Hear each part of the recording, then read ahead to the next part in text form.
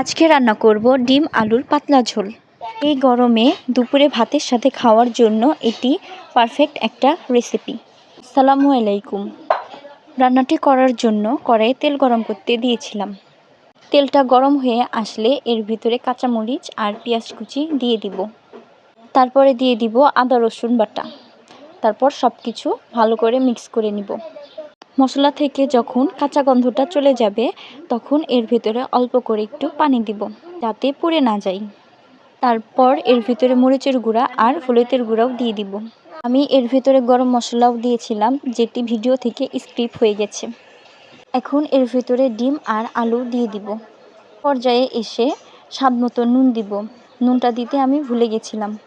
তারপর সব কিছু নেড়ে ঢাকনা দিয়ে ঢেকে দিব কিছুক্ষণের জন্য। মশলাটির সাথে ডিমটি খুব ভালোভাবে কষিয়ে নিব। যখন কষিয়ে নেওয়া হয়ে যাবে তখন এর ভিতরে ঝোলের জন্য পানি দিব। আবারও সব কিছু নেড়ে ঢাকনা দিয়ে ঢেকে রান্না করে নিব ঝোলটা শুকিয়ে আসা পর্যন্ত।